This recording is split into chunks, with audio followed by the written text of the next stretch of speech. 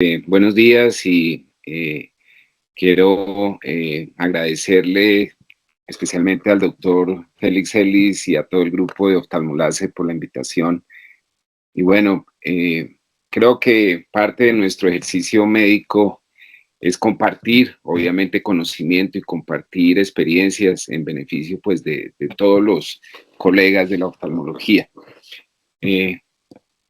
Como bien lo decía en la presentación, el problema de las infecciones corneales cada vez las vemos más frecuente. Siempre ha sido un tema de interés porque pienso que el abordaje que nosotros hagamos a estos pacientes desde temprano nos va a acortar sin duda el tiempo de tratamiento, nos va a permitir hacer un tratamiento mucho más enfocado y tener éxito. Todos conocemos los casos difíciles que generalmente no se diagnostican adecuadamente, se empiezan a tratar de forma empírica y los pacientes presentan complicaciones graves que muchas veces son irreversibles. Entonces, lo que yo quiero compartirles en el día de hoy es la información, digamos, de última hora con relación a las queratitis bacterianas. Siempre ha sido un conflicto, siempre ha sido una discusión cómo tratar inicialmente estos pacientes. Los americanos tienen una tendencia terapéutica, nosotros en Latinoamérica otra. Y pienso que es importante revisar la evidencia usando conceptos de epidemiología y de precisamente de medicina basada en la evidencia para poder leer adecuadamente la información que existe en el momento y llevarnos una idea clara de cómo debemos nosotros abordar estos pacientes. Y quiero empezar la presentación con esta publicación. Esto fue una encuesta que hizo en el Keranet, que es el grupo de córnea americano, del cual pues participamos muchos latinoamericanos, donde la doctora Jennifer Rose Nussbaumer, hoy en día una de las profesoras de córnea de la Universidad de Stanford, en el año 2016, realizó una encuesta poniendo un caso clínico, que es la fotografía que ustedes ven a la izquierda, donde un hipotético paciente con una infección bacteriana se le preguntaba a los miembros, que eran alrededor de 100 miembros corneólogos americanos, y a un grupo internacional de 36 expertos en córnea, algunas preguntas con relación a este caso. Y las preguntas eran, ¿cuál sería el antibiótico que ustedes inicialmente utilizarían? ¿Cultivarían o no ustedes este paciente con esa úlcera? ¿Por qué ustedes decidieron elegir uno u otro antibiótico? ¿Cuántos casos de úlceras al mes ustedes ven? ¿Cuántos años llevan de práctica? Y algunas otras preguntas con el fin de saber cuál era el abordaje que hacen en general los expertos cirujanos de córnea con relación a estos pacientes. Y a la derecha ustedes ven el resultado, donde más de la mitad de los colegas americanos contestaron que utilizaban medicamentos fortificados, generalmente una combinación de vancomicina y un aminoglucósido como la tobramicina de forma reforzada. Por el contrario, el grupo internacional contestó que cerca del 30%, una tercera parte de ellos iniciarían el tratamiento con una fluoroquinolona. Y esta ha sido la controversia desde hace muchos años. En el año 95 apareció el primer artículo del grupo de estudio de queratitis bacterianas, que era liderado por el doctor Terence O'Brien, profesor hoy en día de la Universidad de Miami, y el doctor Eduardo Alfonso, el doctor Peter McDonald, donde ellos publican el primer estudio donde comparaban, un ensayo clínico donde comparaban cuál era más eficaz y cuál era más seguro en el tratamiento de estos pacientes. Con relación a la encuesta, pues lo que vemos aquí es que el grupo americano que eligió utilizar vancomicina fortificada lo elegían básicamente por su cubrimiento. Obviamente bastante discutible porque seguramente la vancomicina no es el mejor antibiótico para el cubrimiento de gram negativos. Y la segunda indicación de ellos era la presencia de resistencia, que hoy en día cada vez más se reporta con relación a las quinolonas de cuarta generación, y por eso ellos elegían un medicamento fortificado. Por el contrario, el grupo internacional elegía la fluoroquinolona de cuarta generación por su facilidad, porque la encontramos a mano rápidamente en cualquier farmacia. Hoy en día podemos encontrar cualquiera de los preparados de cuarta generación, y en Colombia los tenemos, y también por su baja toxicidad, que es un gran evento adverso o gran efecto adverso que tienen los pacientes utilizando medicamentos fortificados, porque el grado de irritación y de inflamación de la superficie debido a las concentraciones y obviamente al pH hace que muchos de los pacientes tengan adherencia al tratamiento y no se tenga éxito. Yo repliqué en el mismo año, hace 8 años, esa encuesta en un grupo que creé hace más de, creo que 8 años, alrededor de 8 años, de cirujanos de córnea en Latinoamérica, que hoy en día somos un poco más de 100 miembros, donde tenemos la oportunidad de compartir casos, discutir evidencia, mirar complicaciones. Y hicimos la misma pregunta, puse un caso similar de nuestra práctica. En ese momento éramos un poco más de 40 miembros, y la respuesta fue que más de la mitad de los miembros de Corner Rounds contestó que ellos utilizarían una quinolona de cuarta generación, básicamente porque tenían un amplio espectro, porque consideraban que era el más efectivo, porque era fácil de usar, y sin duda pues todos cultivaríamos esa úlcera para saber cuál es el germen con el cual estamos nosotros luchando. Este es el artículo original de O'Brien, Alfonso y McDonald, donde ellos hicieron una comparación. Para ese momento solo existían las quinolonas de segunda generación, y lo que ellos hicieron fue tomar un grupo de casi 150 pacientes a los cuales se les había confirmado por diagnóstico microbiológico la presencia de una creatitis bacteriana, y los aleatorizaron en 2 grupos. A un grupo le dieron ofloxacina y al otro grupo una combinación de fortificados de una cefalosporina, cefasolina, y un aminoglucósido como es la tauramicina. Y evaluaron esos pacientes desde el punto de vista del tiempo de epitelización y efectos secundarios. ¿Qué fue lo que ellos encontraron? El diagnóstico o el desenlace primario que ellos querían mirar era tiempo a la epitelización, considerándose el desenlace de tratamiento exitoso en estos pacientes. Pero también evaluaron algunos desenlaces secundarios, como son la presencia de algunos signos o síntomas de infección y los eventos adversos, que, como decíamos, están muy relacionados con el uso de las quinolonas de forma tópica. Finalmente, después de evaluar casi 250 pacientes, solo cumplieron los criterios de inclusión del estudio alrededor de 140 que tenían cultivo positivo. Y lo que ellos se dieron cuenta es que al mes de seguir esos pacientes en los 2 grupos, ellos no encontraron una diferencia estadísticamente significativa, ni a la semana ni al mes. Lo que sí encontraron es que el grupo de ofloxacina, los pacientes se quejaron mucho más de sensación de quemadura y de ardor, lo que hacía un poquito diferencia entre los 2 grupos en términos de seguridad. Y también ellos encontraron en 5 pacientes del grupo de fortificados que tenían efectos secundarios que los hicieron suspender el tratamiento. La controversia ha seguido. Ese estudio de O'Brien se publicó, como ustedes ven ahí, en el año 95. Eso quiere decir hace 30 años.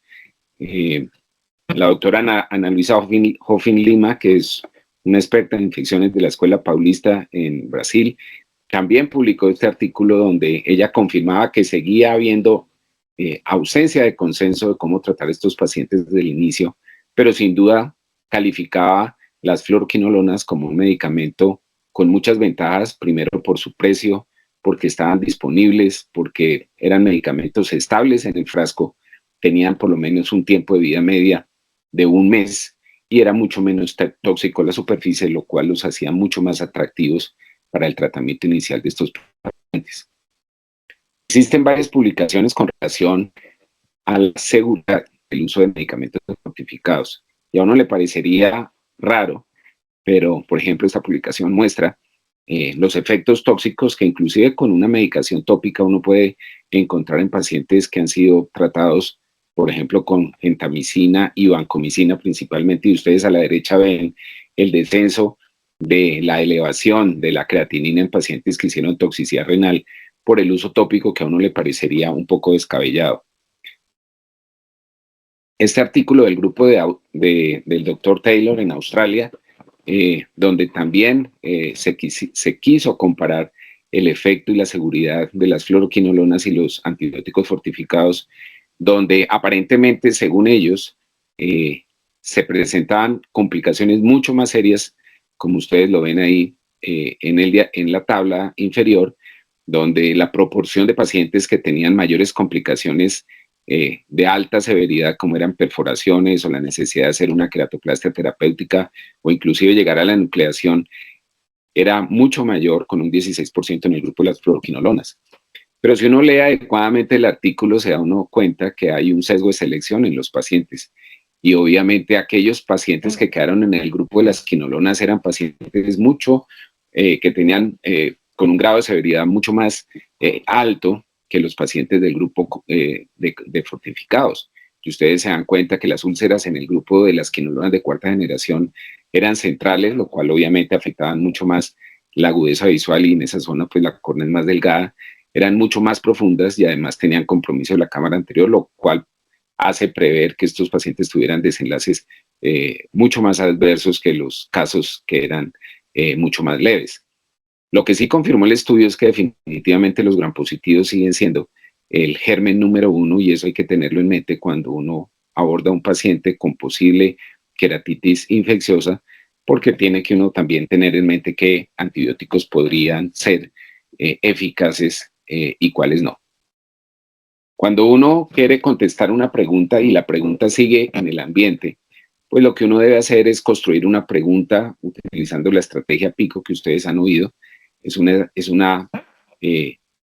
pregunta que incluye la población, la intervención, una comparación y un desenlace que se va a medir con el fin de hacer una búsqueda sistemática de la literatura y con eso tratar de contestar la pregunta para saber cuál es el mejor tratamiento en este tipo de pacientes.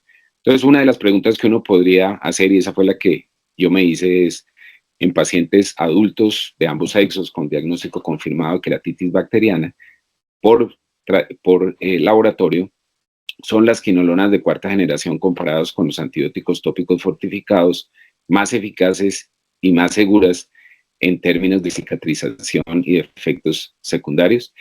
Esa sería la pregunta que nosotros deberíamos contestarnos cuando hacemos la búsqueda, tratando de encontrar literatura que nos conteste la pregunta y nosotros podamos tomar una decisión con relación a los pacientes. Esa pregunta yo me la hice en el año 2014, hace 10 años, y hice una búsqueda sistemática de la literatura, utilizando las bases de datos adecuadas, utilizando los conectores booleanos adecuados, haciendo las restricciones adecuadas para encontrar los artículos de mejor nivel de evidencia. ¿Cuáles son esos artículos? Y ustedes ven la pirámide de la calidad de evidencia del Centro de Medicina basada en la evidencia de la Universidad de Oxford a la derecha, donde ustedes se dan cuenta que los mejores artículos que nosotros deberíamos tratar de encontrar y de tratar de leer con un análisis crítico de esa literatura, pues los estudios secundarios o estudios integrativos o revisiones sistemáticas, idealmente con metaanálisis, de ensayos clínicos aleatorizados que tengan cegamiento y que tengan grupo control. ¿Por qué son los mejores? Porque son los que tienen menos sesgos. Ustedes a su derecha ven una flecha donde los sesgos en ese ápice de la pirámide son muy bajos, a diferencia de los famosos consensos de expertos que hoy en día se han vuelto el trabajo de muchos colegas en la oftalmología en Latinoamérica y en el mundo, donde no hacen sino gastar dinero y gastar tiempo haciendo consensos, que es la evidencia de peor nivel, donde hay una gran cantidad de sesgos, especialmente los sesgos de selección del experto. No sabemos quién es un experto, cuáles son los criterios para ser experto, y también sesgos de selección de ese experto que participa en el consenso, porque tiene sesgos de selección en la información, porque generalmente no tiene un conocimiento o un método para elegir la evidencia adecuada. ¿Qué fue lo que encontré yo en el 2004 cuando hice esa búsqueda? Ustedes ven, esta es una búsqueda realizada en la base de datos de PubMed, que es la biblioteca pues, americana que todos tenemos a la mano y que consultamos. Y yo hice inicialmente una búsqueda sin poner ninguna restricción con relación al diseño de los estudios, y hice una búsqueda en 10 años, del 2004 al 2014, y encontré alrededor de 1.200 artículos que hablaban de infecciones bacterianas y de su tratamiento inicial. Después de haber hecho esa búsqueda, pues decidí reducir mi búsqueda y enfocarme solamente en ensayos clínicos, que es la tabla que ustedes ven en la segunda posición, y se encuentran que se reducen esos 1.200 artículos a solamente 74 artículos, que de todos modos es una gran cantidad de información. ¿Y por qué no buscar entonces un estudio secundario, una revisión sistemática con metaanálisis, que me resume todos esos ensayos clínicos? Y pude encontrar solamente tres, en 10 años, donde el artículo de la doctora Elisa McDonald de Nueva Zelanda, pues me pareció que era una revisión sistemática de ensayos clínicos aleatorizados, cegados y con grupo control, de muy buena calidad, y por eso se las voy a compartir. ¿Qué fue lo que hizo este grupo de colegas de Nueva Zelanda? Ellos hicieron una revisión, una búsqueda sistemática de la literatura, encontraron alrededor de 28.000 artículos que hablaban que trataban de contestar esta pregunta: ¿cuál sería el manejo de la queratitis bacteriana con antibióticos tópicos basados en evidencia, utilizando ensayos clínicos controlados de alta calidad? Y lo que ellos pudieron hacer fue incluir finalmente 16 ensayos clínicos de muy buena calidad que podían agrupar a cerca de 1.800 pacientes con este diagnóstico. Yo creo que ese número nosotros nunca lo vamos a ver en la vida, en la práctica de la medicina, pero que nos aporta mucha información porque la homogeneidad de esos participantes en cada uno de los ensayos clínicos fue muy alta, y eso permitió hacer un metaanálisis que nos da una información importante.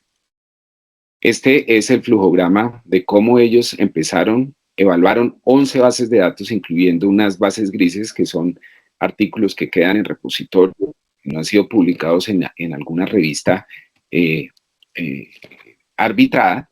Se fueron excluyendo de acuerdo al cumplimiento o no de los criterios de inclusión para el autor, y finalmente se incluyeron 16 ensayos clínicos donde se hablaba, como ustedes lo ven en el cuadro inferior, del éxito de tratamiento, del tiempo a la cura o la cicatrización, de efectos adversos y de complicaciones serias, que eran las preguntas que nosotros teníamos desde el inicio.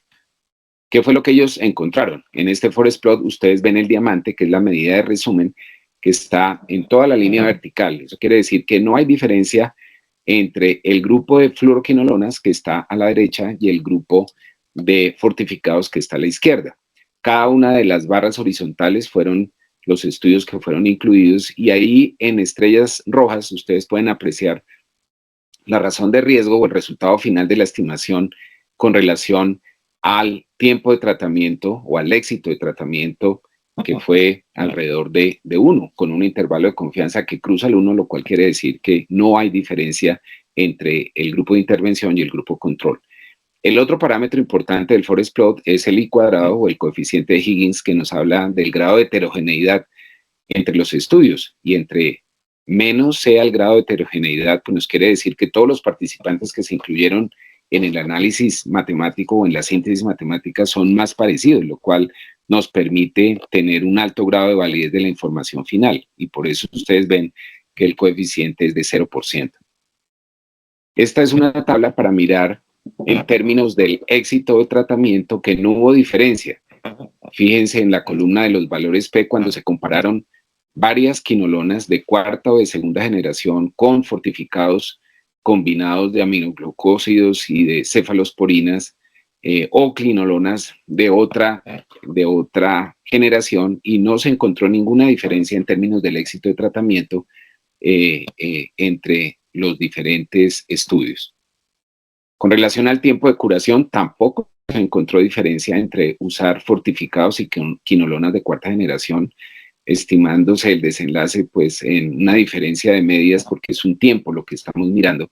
No hubo diferencia, por lo cual se confirma también el resultado que hacía varios años había encontrado O'Brien y Alfonso en el estudio de quinolonas de segunda generación. En términos de complicaciones serias, ¿qué consideraron ellos que eran complicaciones serias? Perforación corneal, que nadie quiere tener una perforación en un paciente con una infección corneal, la necesidad de hacer una queratoplastia terapéutica, que es ir al fracaso, porque normalmente estos pacientes reciban en el injerto, casi siempre hay que hacer las escleroqueratoplastia, los pacientes hacen bloqueo de producción de acuoso del cuerpo ciliar, se van a la tisis, uno de estos pacientes, y en términos de enucleación, pues tampoco hubo diferencia entre los dos grupos de pacientes, lo cual confirmaba también desde el punto de vista de complicaciones severas lo encontrado previamente. Lo que sí ellos encontraron fue diferencia en los eventos adversos y sin duda los pacientes que utilizaron ofloxacina comparado con el grupo de fortificados fue que, por ejemplo, ellos encontraron mayor cantidad de precipitados, de infiltrados y de precipitación en la córnea con el uso de las quinolonas de segunda generación. Los pacientes se quejaban de mucho más sensación de disconfort o de molestia con los fortificados y también ellos encontraron toxicidad en la superficie con relación al uso de los medicamentos realizados de forma fortificada con relación a las quinolonas de segunda generación. El único evento adverso, como lo mencioné anteriormente, con relación a las quinolonas de segunda generación son la presentación de precipitados blancos corneales que todos conocemos y hemos visto cuando en la época que usábamos de forma mucho más frecuente la ciprofloxacina o la ofloxacina. Esa era la información de 10 años del año 2004 al 2014. Recientemente para el Congreso Nacional pues organizamos un simposio y presentamos de nuevo la información o la evidencia al día de hoy. ¿Qué hicimos? Volvimos a hacer una búsqueda sistemática de literatura porque en 10 años seguramente esperábamos que cambie y por eso hay que revisar nuevos artículos. Hicimos una revisión de 10 años, del 2014 al 2024, para agosto de este año, y encontramos que si nosotros no hacíamos ningún filtro en la búsqueda, aparecían alrededor de 1.450 artículos.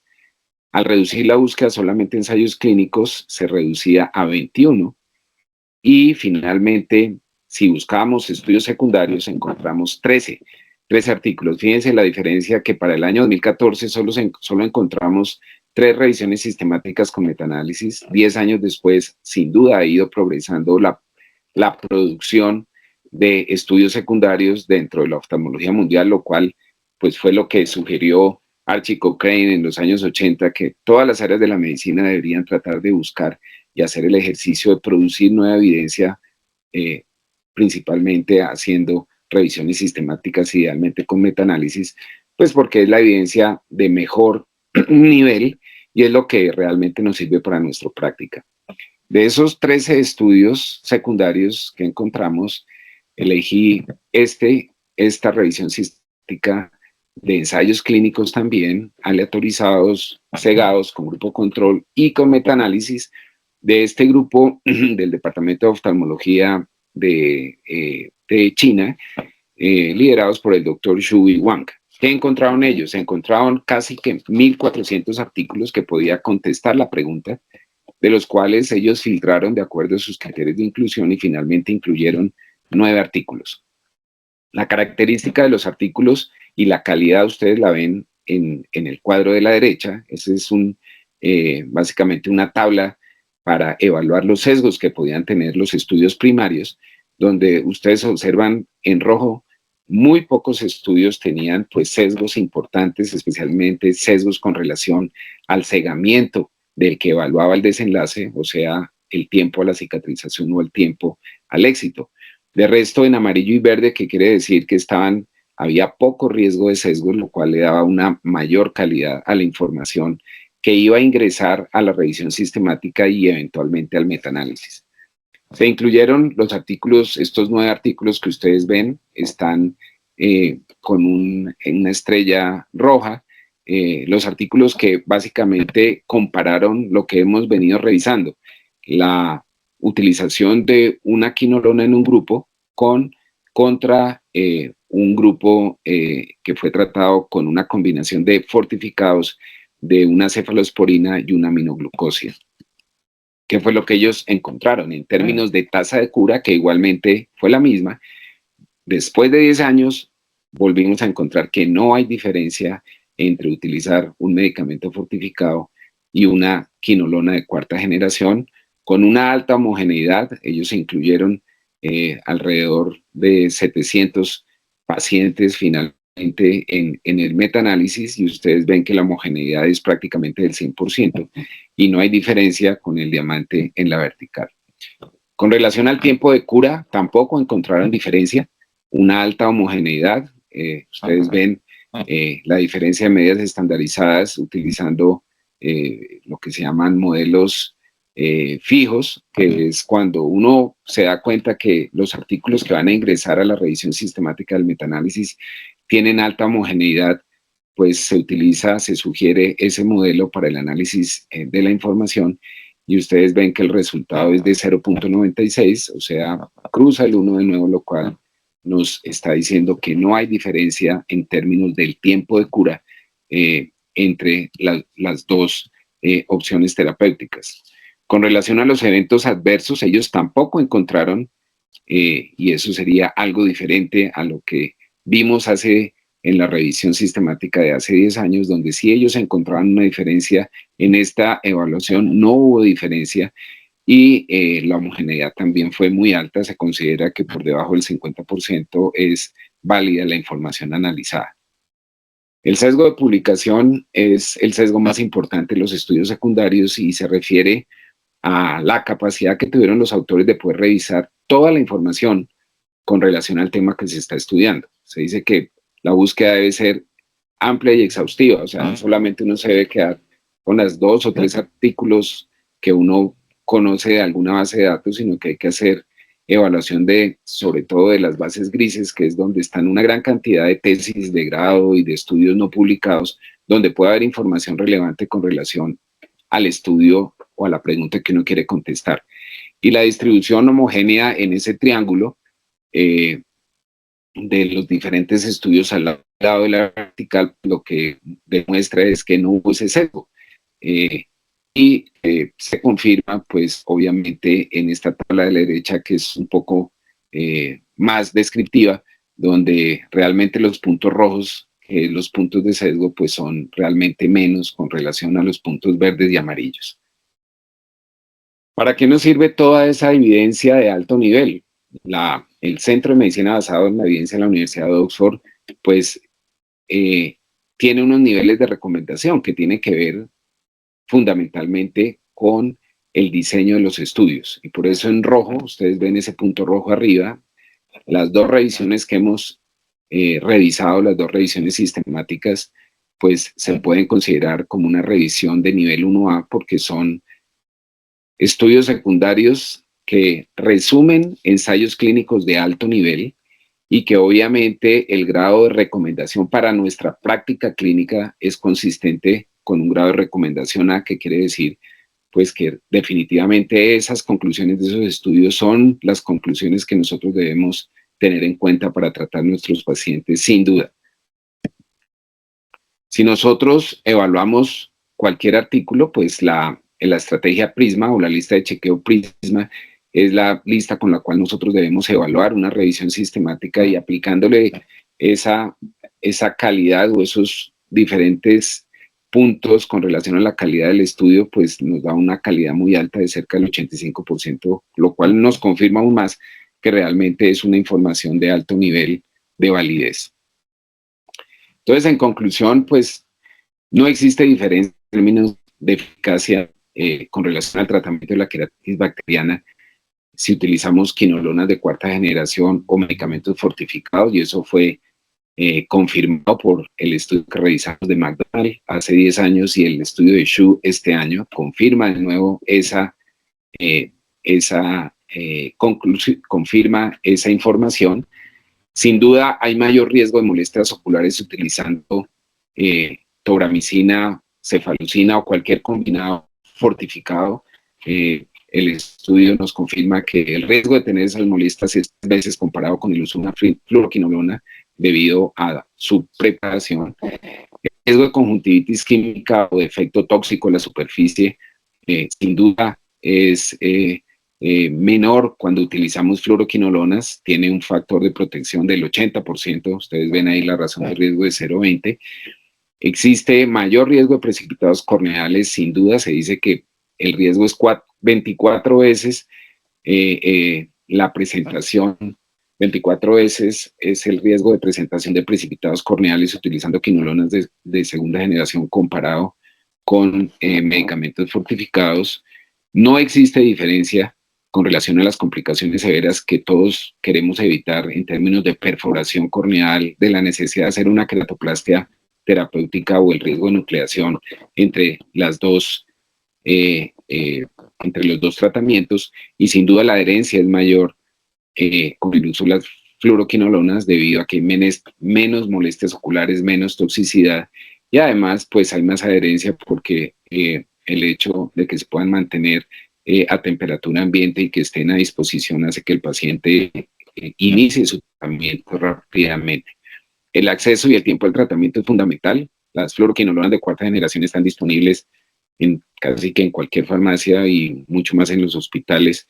Tienen menor costo, están disponibles ya, mientras si uno solicita un fortificado se puede demorar 2 o 3 días, tiempo crítico en un paciente que está enfermo, y por eso iniciar con una quinolona de cuarta generación después de obviamente tomar un adecuado raspado corneal y tener una confirmación de que esa infección sí es bacteriana, pues sin duda sería el abordaje inmediato que deberíamos tener para tratar de salvar los ojos de estos pacientes que cuando no se diagnostican adecuadamente se pierde tiempo, pues generalmente los desenlaces son malos.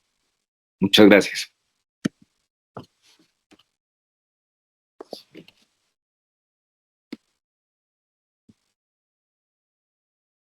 Muchas gracias a usted, doctor. ¿Tenemos alguna pregunta? De pronto las personas que están conectadas de manera virtual o acá de manera presencial, ¿tenemos alguna pregunta?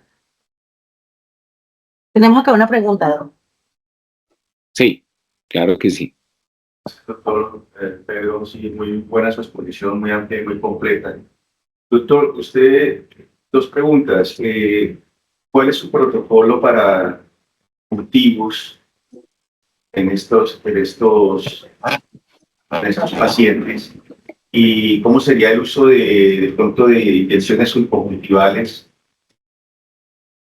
Y la tercera sería si es lógico usar una combinación, por ejemplo, de vancomicina y una quinolona de cuarta generación. Bueno, la primera pregunta es con relación al abordaje del paciente inicial y de los cultivos. Yo afortunadamente pues tengo la gracia de tener, pues trabajar en la Ciudad de Santa Fe, Bogotá. Tenemos un excelente laboratorio clínico y un grupo de microbiólogas. Lo que yo hago normalmente es que yo mismo tomo la muestra en mi consultorio. Es muy importante en los pacientes tratar de suspender por lo menos 48 a 72 horas cualquier tratamiento, y si no, no van a tener positividad en ninguna muestra. Eh, la microbióloga lleva todo el set que necesitamos, los extendidos, generalmente se le hace pues 1 gramo, un pH, se cultiva en medio, generalmente en agar sangre, en medio líquido, en tioglicolato para anaerobios, y se toma la muestra. En general, yo le tomo muestra a todos los pacientes que me lleguen con úlcera. A través de los años me he dado cuenta que a veces uno se confía y trata de hacer tratamientos a ciegas, tratando de ver o diagnosticar con lo que uno ve en la lámpara de hendidura, y realmente uno se equivoca y pierde tiempo. Entonces yo creo que la toma de la muestra y la identificación del germen es fundamental para el tratamiento de estos pacientes. Yo le digo a los colegas, y de hecho recibo hoy en día pacientes de colegas de Bogotá, porque aunque están en centros grandes, no sé si es que no les gusta, no saben cómo hacerlo, no les agrada o qué pasa, pero la gente, inclusive cirujanos de córnea que tratan los pacientes a ciegas. Eso es un error y siempre debemos identificar el germen. Entonces, yo tomo las muestras, en media hora, una hora, pues ya tenemos los extendidos, que es una información gruesa de si hay un hongo o hay una bacteria. Recientemente se hizo un estudio que está publicado, ahorita no recuerdo quién hizo la publicación, no sé si es un grupo de California, donde trataron de mirar cuál era la concordancia entre el diagnóstico clínico en la lámpara de hendidura y el diagnóstico microbiológico, y apenas fue en cirujanos expertos, cirujanos de córnea, especialistas de córnea, fue solo del 40%. Eso confirma que uno tiene que tomar muestras. No, desde el punto de vista legal, ante una complicación y un desenlace grave, pues no es inadmisible que un paciente pierda su visión sin que se le haya hecho un diagnóstico adecuado de su problema. Entonces eso es lo que hacemos. Generalmente hacia el tercer día ya los cultivos muestran algo y estoy en contacto directo con el laboratorio. Y después de tomar la muestra, siempre utilizo una quinolona de cuarta generación, asumiendo pues que es bacteriana. Si hay hongos, cuando me hablan del KOH, pues agrego el tratamiento antimicótico.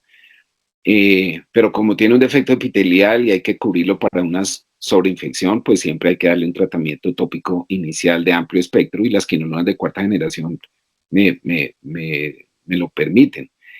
Sería la primera pregunta. La segunda era con relación a combinar una quinolona y una vancomicina, pues eso no tiene ningún sentido. Ustedes ya se dieron cuenta de qué es lo que dice la evidencia.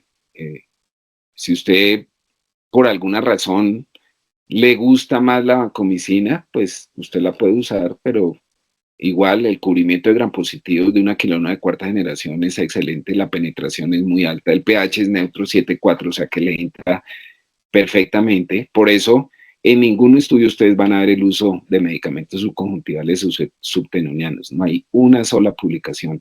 No es el estándar de tratamiento.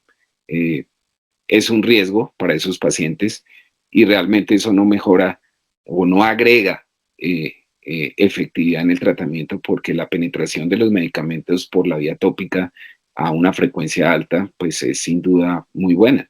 Entonces, si usted toma una muestra y realmente el germen que encontró es sensible a la vancomicina, pues usted está en la obligación de cambiar el tratamiento, y eso es lo que hacemos. O sea, si yo veo cuando me aparece el antibiograma que realmente no es sensible a la quinolona de cuarta generación y es sensible a la vancomicina, pues uno tiene que cambiar.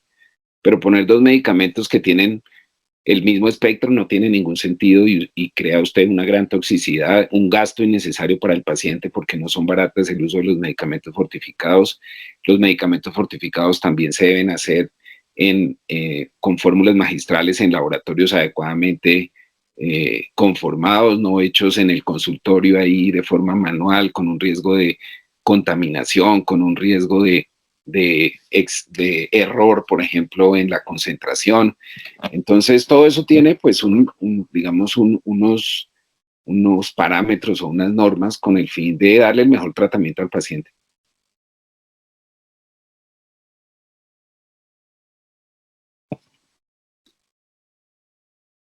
Listo, doctor.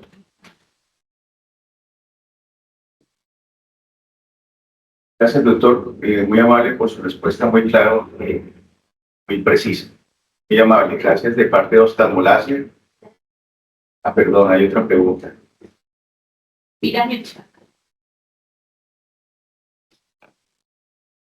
Sí, sí.